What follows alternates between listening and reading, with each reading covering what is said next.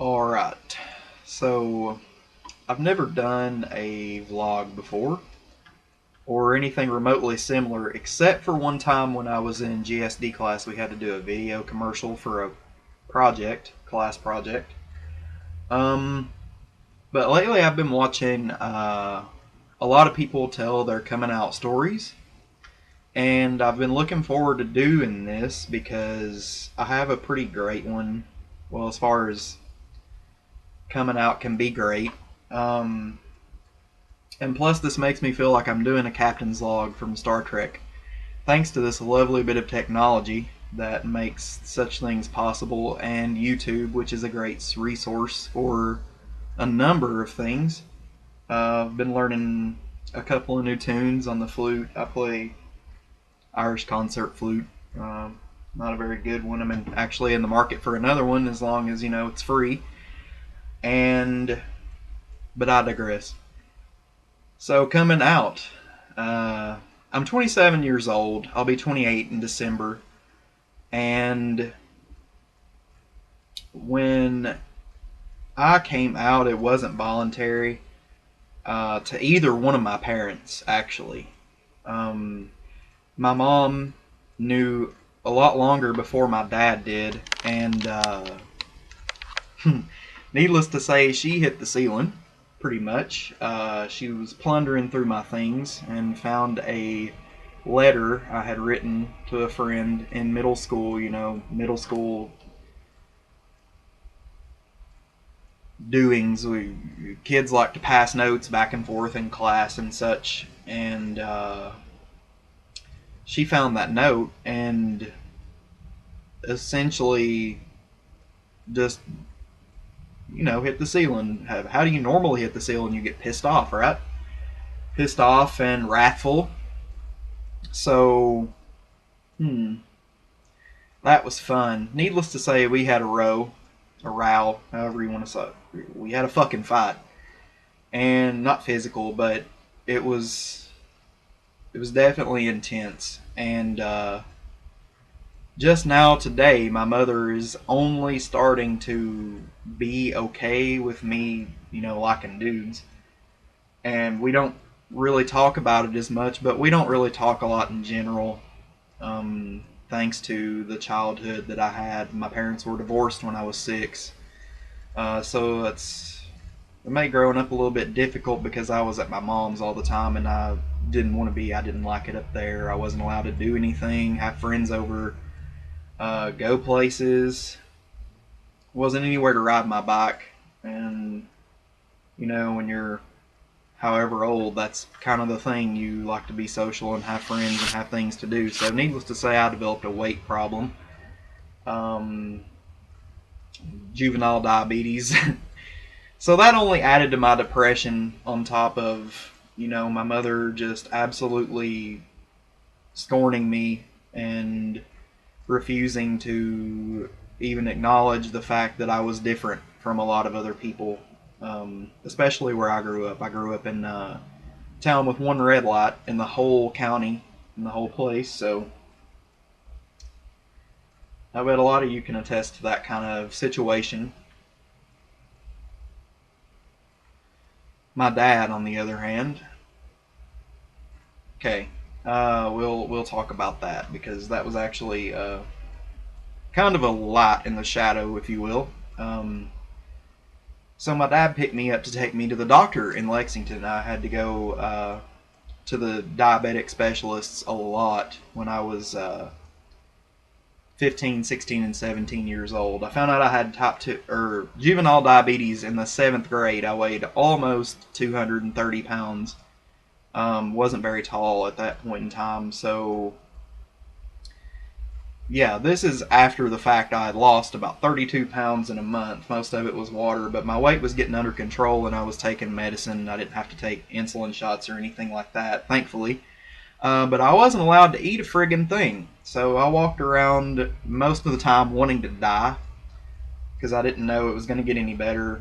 My mom treated me the way that she treated me, and just very distant, very controlling. And for many people that know me, you'll know me as a free spirit. if anybody watches this that I know personally. Um, but yeah, my dad, we were pulling out of the driveway to our house, to my grandma's house. It was about maybe 9 o'clock in the morning, summertime. Window was down, so I'd been crying. My dad knew that something was up, and finally, I guess he couldn't take it anymore because, judging by how my mother reacted to finding out that I was gay, I figured that it would be such a disappointment and a letdown for my dad because my mother wasn't going to accept it. What in the hell? But it turns out that right after we had pulled out of the driveway, my dad just starts talking to me about it. He says he doesn't look at me continuously because he's having to drive. That would be kind of dumb. But he kind of looks at me and catches my attention, and he says, "You know that I know you're gay, right? I just know you are, and there's not really any use in denying it anymore." And by that point, I was just, you could have knocked me over with a feather. I was so shocked. And I didn't know what else to do but cry. I didn't say a word. I just started bawling. And so my dad, being the wild-willed soul that he is, don't say I don't get it from anywhere, randomly, he starts laughing at me. He does. He just starts chuckling, and I'm by this point I'm angry at him. I said, "What the hell are you laughing at? How could you laugh at a time like this?" And through his laughter, almost to the point where he's in tears, himself, laughing at me crying, he said, "I can't believe that as much time and as little time compressed that we get to spend together." Of course, he means, I didn't get to see him very often. So when we were together, we spent all the time we could together doing things and going fishing and just different things. So I cannot believe that you knowing me the way that you know me would think that I would ever be upset at you or think any less of you or love you less as a person and my son just because you're gay. And I, being very touched, the whole situation was so chaotic, and I just didn't know what the hell to do. But I remember crying a lot more by the time we had gotten to the 70 plus miles away to the specialist that we were having to drive at the time. But about the time we got halfway to where we were going, I was starting to pull myself together a little bit and, talking about how my mom had reacted when she found the letter that I was talking about, a guy that I really liked, one of my best friends who was named Ashley at the time. But I didn't come out to my mom's side of the family, or I don't think I still don't think I'm out to them, actually. I just like to let them believe what they want to believe because they're religious fanatics for the most part. And being non-religious and pretty much an agnostic, I don't want to have to deal with shit like that. So, but to my dad's side of the family, I came out relatively quick. My uncle and me spent a lot of time together after that, martial arts practice and exercising. My grandma was great. She walked in on me having sex multiple times. But I never felt like that they hated me or that they loved me any less because of, for the fact that I date guys and I sleep with guys quite loudly. But yeah, my mom, recently I discovered that my mother, not through her, through another channel, for some reason, had attended a same-sex marriage uh, in the place where I'm from, no less. And I haven't worked up the courage to call her and ask her about that yet because of our past and the way that, things normally run between us. So I'm trying to work up the balls to do that, I guess you could say. But anyway, the point of this video is about a couple of years ago, there was a gay kid in high school where I went to school. And he was make they were kissing. Him and his boyfriend were kissing, and they were hazed. They were hazed by 4 or 5 different guys. All of them a lot bigger than this little wisp of a guy who had a troubled past to begin with. His parents didn't want him. He was in foster care, and he took his life. He hung himself with an extension cord in his foster parents' basement. And I don't know what really made me think about it, but I just remember how outraged and how sad I was because, no, people were pretty much too chicken shit to say anything to me in school that as long as they were out of direct charging distance because, most days I was pretty passive. But I had my days, where I wouldn't have minded a good fight, especially to defend myself and stand up to my enemies, to where I could have at least a little bit of a measure of peace. But I just remember thinking or trying to put myself in the position of how this guy's boyfriend must have felt. I mean, he got suspended. They both got suspended from school for PDA, while the hazing went undisciplined. Um, Things like that go on a lot in the Bible Belt South, as you could well imagine. Um, but I just this has been a few years ago, like I was saying, and I don't really know what made me think about it. But I've been watching a lot of coming out stories on YouTube. Just figured I would share my own, and for anybody that watches this and is thinking about coming out or having a difficult time coming out or dealing with people that are against you or you feel like are against you or your enemies, to pin the phrase, it does get better. But you can't always never back down from your enemies, because I had to learn that the hard way. And when you start standing up to your enemies, they pretty much figure out pretty quick that they would rather not be your enemy, especially when you are persistent about it and you are, you might get your ass kicked, you might get it handed to you, but if you're persistent and you can take a beating or whatever, I'm not saying get in a fight. I mean, obviously that's not good for anybody, but it's better than allowing people to see you be preyed upon.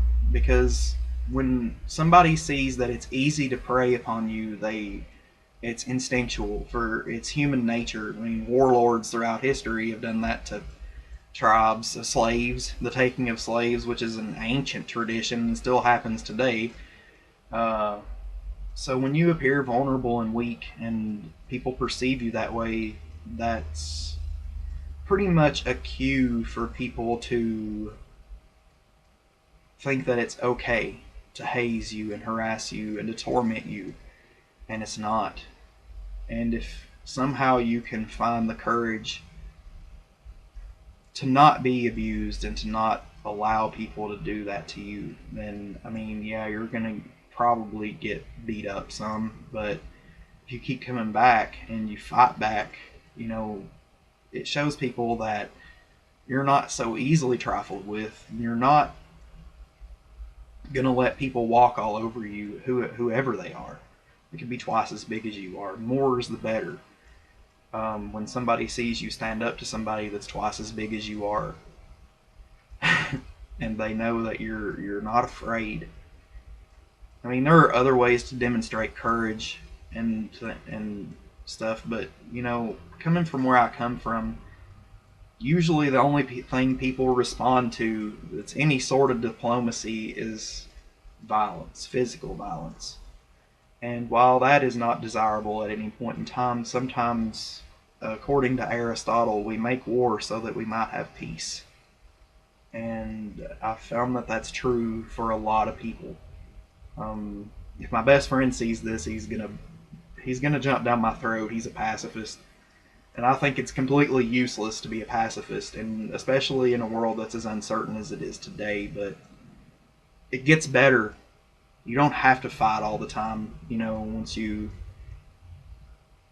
let it known that you're not just a pushover, you don't have to fight all the time anymore. And sure, you have to deal with derogatory things and people that are like, well, you're going to hell, don't you care about that? And, pardon my mockery. But I love mockery. I love to mock stupid people, and there are stupid people, fools. Which I'm sure that a couple of them will find their way to my video, but that's okay. They won't say anything to my face because they know I'll meet them on a field of battle, metaphorically speaking. And I hope that this helps somebody. And if you ever, you know, if anybody is contemplate ending their life, don't think about other things as well. You know, take a long time to decide what it is you really want, because if you are young, you know, when you get to be my age and you're more or less independent and in college, which I should have been done with years ago, but that's another story. And it just opens up so many more opportunities, and it's just not it's not as bad when you are older, I guess. Well, I don't have to guess, I know. Main thing that I have to deal with these days is loneliness. I'm terribly lonely. I'm not really into bars or anything like that, and yeah.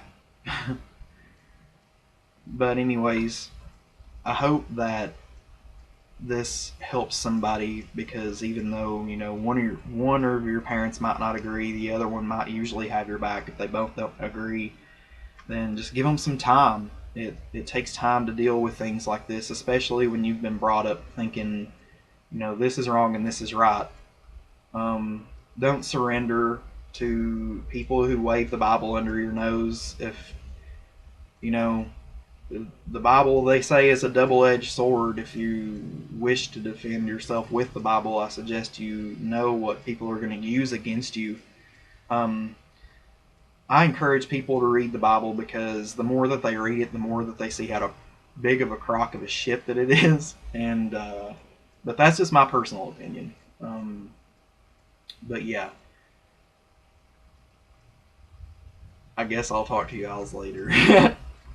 First vlog, yeah. So I hope I didn't do too terrible, and I do not know how to work the editing settings, I guess is what it is on these things. So sorry about all the ums and the pauses, but thanks for watching. I probably will upload some flute videos, so check those out too. I'm not awful. And I have to go to work now, so I'll catch you another time. Peace.